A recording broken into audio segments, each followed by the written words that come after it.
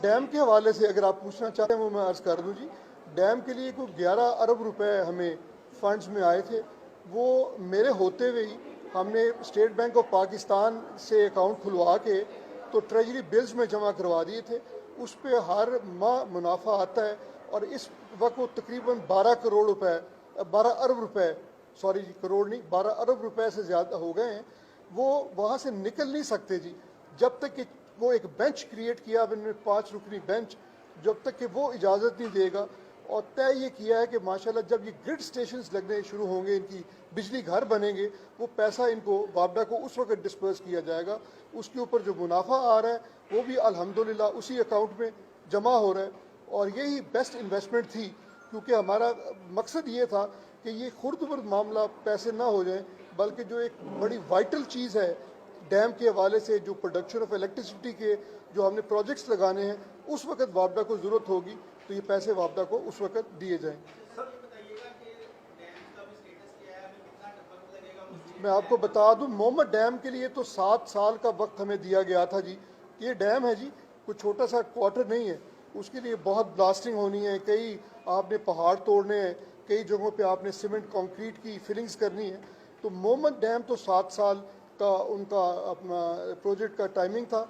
और इसे हमने 2 साल पहले गालिबन 2 मई को मैं भी हाजिर हुआ था तो इसका इफ्तिताह किया था। और आजकल मुझे उसकी रिपोर्ट मंथली वापडा के चेयरमैन फ़ोटो वीडियो की शक्ल में भेजते हैं। माशाल्लाह माशाल्लाह बड़ी रफ्तार के साथ तामीर हो रही। जहाँ तक तल्लुक़ है द्यामीर और भाषा का, उसमें कुछ जगहों की प्रॉब्लम्स आ रही थी कि लोग खाली नहीं कर रहे थे, लेकिन अल्हम्दुलिल्लाह वो जगह तकरीबन नहीं बल्कि तमाम जो हासिल कर ली गई हैं। और डैम की तामीर का जो इनिशियल वर्क है वो भी वहाँ पे किया जा रहा है। मैंने बेंच बना दिया था। मैंने 2 चीज़ें सोची थी कि या तो खुद किसी तौर पे वहाँ पे जाके हर वक्त अपनी को इन्वॉल्वमेंट रखूँ, लेकिन मैं इतनी पॉपुलिज्म सेल्फ पॉपुलिज्म में बिलीव नहीं करता। तो मैंने एक बेंच क्रिएट कर दिया था जो कि 5 मेंबर्स बेंच है। और उसमें जो सबसे यंगर जज थे उनकी रिटायरमेंट का वक्त और डैम की तकमील का वक्त जो है वो तकरीबन कोइंसाइड करता है और वो हर चीज़ से वाकिफ़ हैं। तो कोशिश ये की थी कि वो उस बेंच का पार्ट एंड पार्सल रहें और वो मेरे पैरे की एक बुनियाद है और वो मेरे पैरे की टीम। बरखुरदार ये सियासी से सवाल हैं, सियासी सी चीज़ें हैं, ये मौका कुछ और है।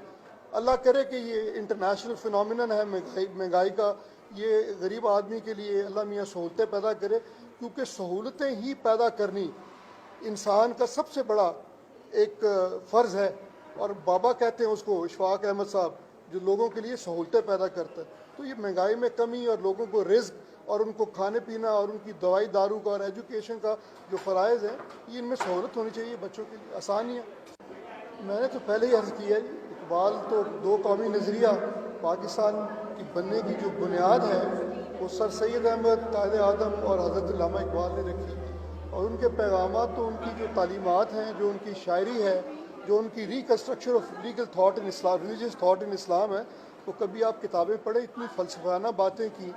वो तो दुनिया की हकीकतों को बयान किया उन्होंने, जो हक़ाइक़ हैं, जिन बुनियादों पे कौमें तरक्की करती हैं। अल्लामा इकबाल ने अपनी तालीमात के ज़रिए, और माशाल्लाह आप देखें कि जिस हम्बल बैकग्राउंड से वो बिलोंग करते थे, सिर्फ़ इल्म और तालीम की वजह से वो माशाल्लाह इतने बड़े ओहदे पे पहुँचे। सूफ़ी इंसान थे और पाकिस्तान के लिए माशाल्लाह जो उन्होंने किया है और जो वो हमें दे के गए हैं, अगर हम सिर्फ उन्हीं के कहे पे चले तो इंशाअल्लाह ताला तरक्की की मंजिलें हमारे लिए बड़ी आसान होंगी।